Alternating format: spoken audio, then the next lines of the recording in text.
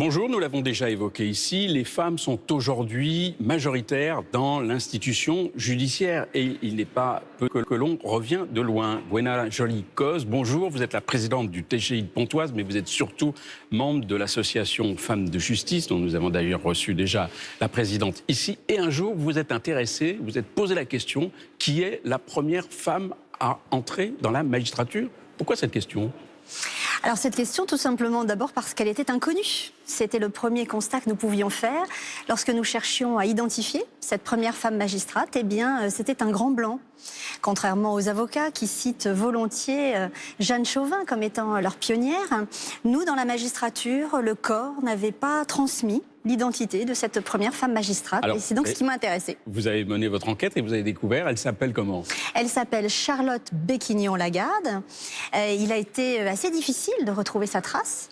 Pourquoi? Eh bien parce qu'elle n'en avait pas laissé. Et parce que l'institution n'avait pas gardé de souvenir d'elle. Alors, voici une des rares photos d'elle, exact? Tout à fait, c'est une photo de famille qui m'a été confiée par son fils lorsque je suis allée lui demander au plus près de la source des renseignements sur cette grande dame. Alors, quel est son itinéraire? Elle est née en 1900. Elle a fait ses études de droit. C'est un itinéraire assez typique de ce que pouvait être le but de XXe siècle, sous finalement une sorte de figure tutélaire pour elle qui était Marie Curie. La femme connue à l'époque, c'était Marie Curie. Et donc sa mère lui dit « Tu pourrais toi aussi devenir quelqu'un ». Elle décide de faire droit. Elle est une jeune femme de l'époque qui se lance dans des études et qui décide d'aller jusqu'au grade sommital des études de la fac de droit, puisqu'elle sera une des premières docteurs en droit en France. Et elle va se marier, avoir des enfants, mais elle va passer son agrégation. Et là, il faut qu'elle fasse quelque chose. Il faut qu'elle demande l'autorisation à son mari. Et voilà, elle est encore soumise à l'incapacité légale de la femme mariée. Ça nous semble incroyable aujourd'hui, mais c'est bien ça. Il faut donc que son mari l'autorise à passer les épreuves de l'agrégation, car elle décide de se lancer dans ce parcours qu'est l'agrégation en ce début de XXe siècle. Alors, à quel moment rentre-t-elle dans la magistrature et quel poste va-t-elle occuper? Alors après avoir d'abord été longtemps professeure de droit, une des seules professeurs agrégées de droit en France, à Rennes en l'espèce, et bien finalement en 1946, nous avons enfin cette loi qui autorise les femmes à devenir magistrates. Et alors là, effervescence, le gouvernement du général de Gaulle dit vite. Il faut trouver une femme. Vous connaissez cette expression, trouver une femme. Et donc, Pierre-Marie Tedjet, qui est garde des Sceaux à l'époque, se dit j'en connais une.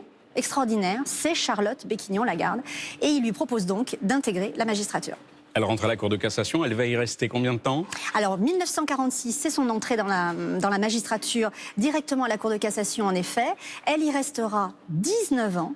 Seule femme, puisqu'aucune femme n'aura le temps de faire le parcours complet pour arriver à la haute juridiction.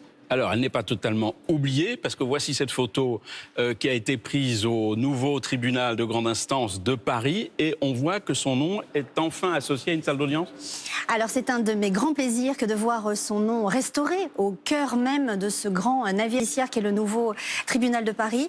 Effectivement, une salle, et pas n'importe quelle salle, la salle principale, a été baptisée de son nom, et je pense qu'il est important que des lieux emblématiques soient baptisés de noms de femmes pour conserver enfin les mémoires. Voilà, Charlotte Béquignon-Lagarde, vous connaissez son nom, vous connaissez son histoire maintenant. Merci de nous l'avoir raconté. À très bientôt pour une autre chronique La Justice décodée.